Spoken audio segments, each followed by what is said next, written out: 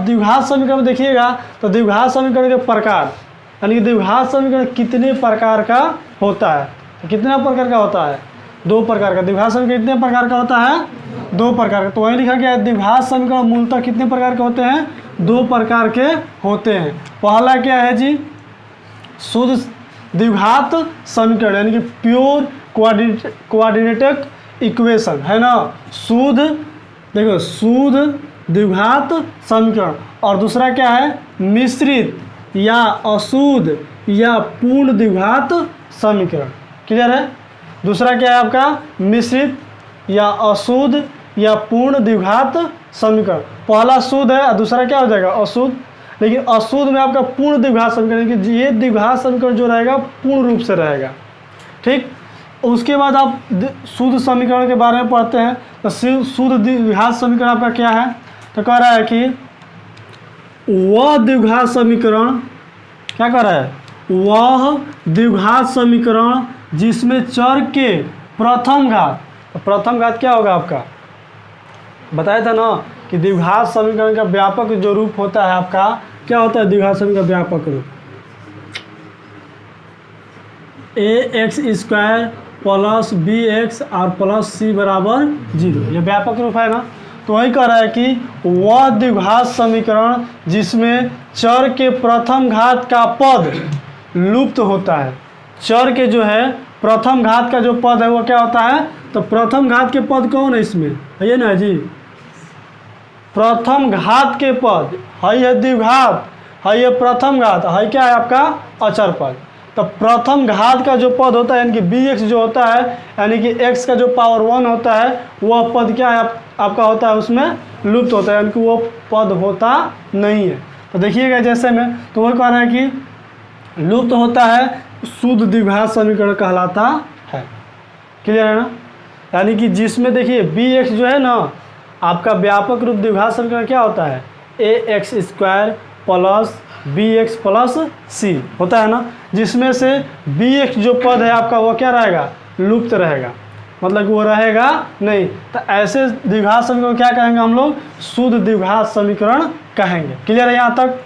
अब करें कि ऐसे द्विघात समीकरण का व्यापक रूप दिया है क्या, ax² plus ax² plus c बराबर 0। देखो यहाँ पर bx लुप्त है कि नहीं है ना। तो होता है जहाँ a और c क्या है आपका वास्तविक संख्या है। अब इसमें ये मत कहिए कि a ≠ 0, तो अब हाँ वो भी हो सकता है, लेकिन a जब 0 हो जाएगा तो पूरा समीकरण खत्म हो जाएगा ये ना। इसका व्यापक रूप क्या हो जाएगा शुद्ध समीकरण का, ax² प्लस c बराबर 0। इसमें bx क्या रहेगा आपका, लुप्त रहेगा, यानी कि bx रहेगा नहीं। अब आगे आइएगा, तो जैसे में देखिए, जैसे में एग्जाम्पल दिया क्या, x² -16 बराबर 0। तो इस पर ऐसे क्वेश्चन का भी हल आपको आगे निकालने के लिए देगा। जैसे हम एग्जाम्पल के तौर पर ले लेते हैं, करें क्या, x² और माइनस कितना है 16 बराबर 0। अच्छा ये बताइए कि x² बराबर 16 हो जाएगा, उधर जाएगा तो प्लस में हो जाएगा, x² बराबर क्या हो जाएगा 16। तो अब x बराबर निकालिएगा, तो ये जो होता है स्क्वायर है तो उधर जाएगा क्या हो जाएगा रूट में, डायरेक्टली इसका क्या हो जाएगा, देखो इसका जब बाहर निकलेगा ना तो +-4 होता है। क्या होता है आपका +-4। क्यों, ये बात बताए थे कि +-4 होने का रीज़न क्या है कि -4 का भी स्क्वायर कीजिएगा तो क्या होगा +16 ही होगा, और +4 का भी स्क्वायर कीजिएगा तो +16 ही होगा ना। तो इसलिए जब रूट से कोई संख्या बाहर निकलता है तो अपने साथ प्लस और माइनस दोनों लेता है। ठीक है, जब रूट से कोई संख्या बाहर निकलता है तो उसके साथ क्या होता है, प्लस और माइनस दोनों लगाते हैं। अच्छा अपने सोचो -2 का भी स्क्वायर कीजिएगा ना, कितना हो जाएगा 4 हो जाएगा, आप +2 का भी स्क्वायर कीजिएगा कितना हो जाएगा 4 होगा कि नहीं होगा। तो जब इसका जब रूट निकालेंगे हम, जब रूट निकाले तो +2 होगा, और इसका रूट निकालेगा तो क्या हो जाएगा -2 होगा, इसलिए दोनों को कहता है। यानी कि इसमें कौन सा पद लुप्त है, bx वाला, यानी कि x का जो चौरा जिसका घात कितना हो 1 हो, वो क्या है पद लुप्त है। तो वो क्या हो गया आपका शुद्ध द्विघात समीकरण। इसमें विशेष काम नहीं करना था, बस एक पक्ष के ले जाओ और बस उसका आंसर आ जाएगा। लेकिन हम लोग को पढ़ना है क्या, मिश्रित या पूर्ण द्विघात समीकरण, मिश्रित या पूर्ण द्विघात समीकरण। जैसे बताया था ना, मिश्रित भी कर सकते हो, इसको अशुद्ध भी कर सकते हो, या पूर्ण द्विघात यानी कि यह पूर्ण रूप से रहेगा। ठीक है, अब कह रहे हैं कि वह द्विघात समीकरण जिसमें चर राशि के प्रथम एवं द्वितीय दोनों घात पाए जाते हैं, है कि नहीं है। अब इसमें क्या होगा, शुद्ध में क्या होगा आपका, मिश्रित या पूर्ण द्विघात समीकरण में कि वह पद जिसमें क्या है आपका, चर राशि के प्रथम एवं द्वितीय दोनों घात पाए जाते हैं, यानी कि हाई भी ax² ही पाया जाएगा और bx ही पाया जाएगा। सी का कोई चर्चा, मतलब सी तो अचर है, कभी रहेगा कभी नहीं रहेगा, लेकिन हमेशा ax² और bx रहेगा ही रहेगा, जिसका घात 2 है और 1 है, दोनों घात वाला पद रहेगा। तो दोनों घात पाए जाते हैं, मिश्रित या अशुद्ध द्विघात समीकरण कहलाते हैं। क्लियर है। अब इसका व्यापक रूप क्या हो जाएगा, तो व्यापक रूप ax² प्लस bx प्लस सी, यानी कि है तो अचर पद है, सी क्या है आपका, लेकिन हर दोनों क्या है आपका, फिक्स रहेगा ही रहेगा ना। हाई अचर है तो अचर से कोई मतलब नहीं है, हो भी सकता है कभी ख़त्म भी हो सकता है। मतलब कि यहाँ पर जो ये अचर राशि जो होता है आपका, कभी जीरो भी हो जाता है ना जीरो। अब देखिएगा करें जहाँ b नॉट इक्वल जीरो, यानी कि b कभी जीरो के बराबर नहीं होना चाहिए। जैसे भी एग्जांपल दिया है कि 4x² माइनस 2x माइनस 21 बराबर जीरो, देखिए इसमें दोनों पद ही है ना, ठीक से। उसके बाद 7x² माइनस 8x बराबर जीरो, इसमें c हट गया है, अचर हट गया है, लेकिन हई दोनों क्या है, जिसका घात 2 है जिसका घात 1 है, दोनों ये क्या है आपका फिक्स है कि रहेगा। तो इसको क्या कहेंगे हम लोग, मिश्रित या पूर्ण द्विघात समीकरण। और ये इसका जो हल है ना बहुत आसान है। अब यही जो मिश्रित या पूर्ण द्विघात समीकरण का हल हम लोग यहाँ पर बनाना, ध्यान दीजिए और तो ध्यान दीजिए। अब कह रहा है कि शुद्ध द्विघात समीकरण का हल ज्ञात करें।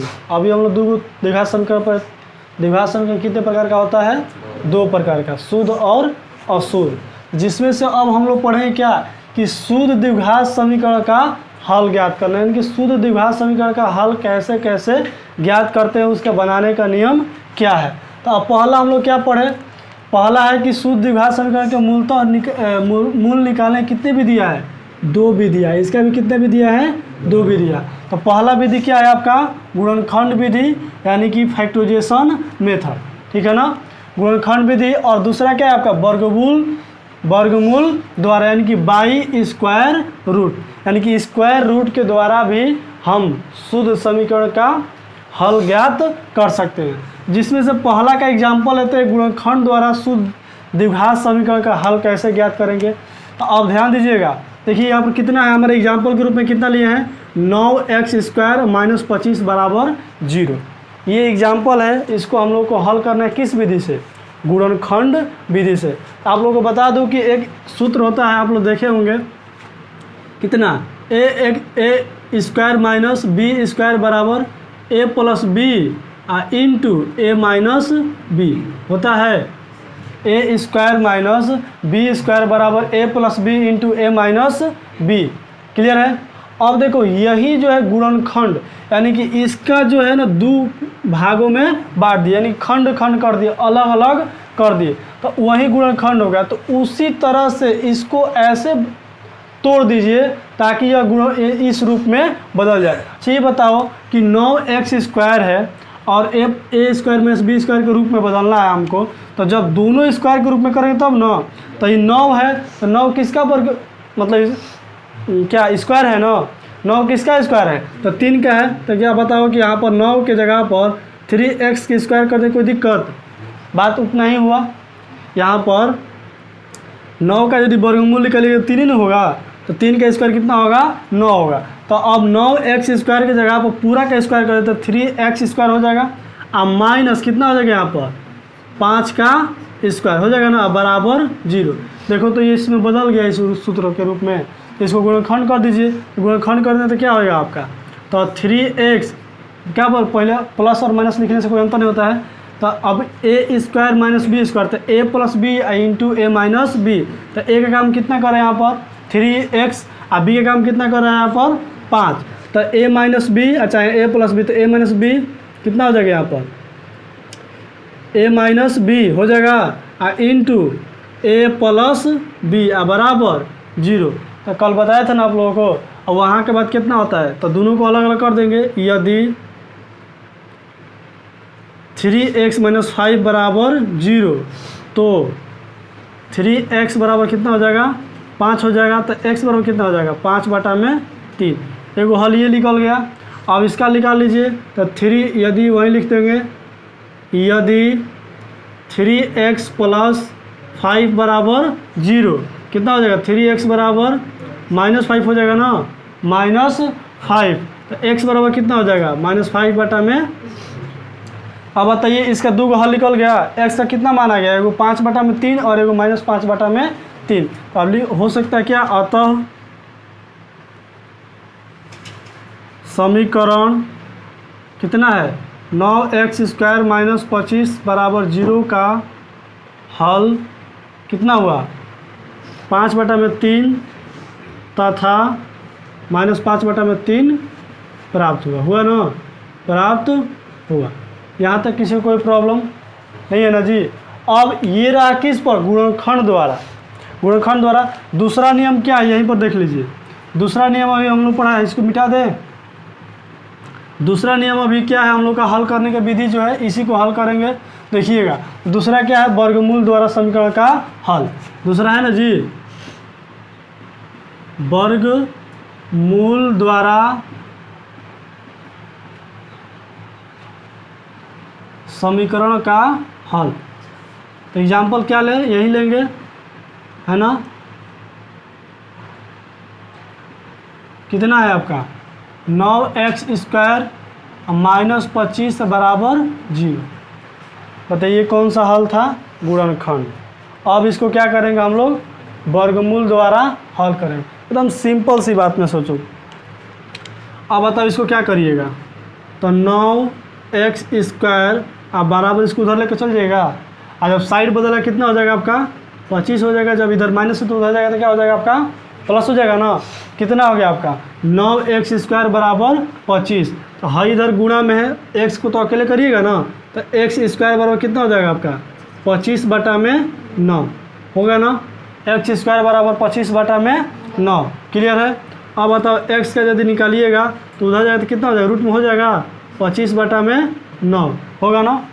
रूट ओवर कितना होगा 25/9। तो अब x का कोई मान प्राप्त होगा, बताए थे अभी कुछ देर पहले बताए कि जब रूट से बाहर निकलता है, अच्छा वर्गमूल निकालिएगा ना, तो जब रूट से बाहर निकलता है तो क्या होता है, प्लस और माइनस दोनों होता है। तो अब बताओ 25 का वर्गमूल कितना होता है 5 और 9 का वर्गमूल कितना होता है 3। हो जाएगा नहीं हो जाएगा।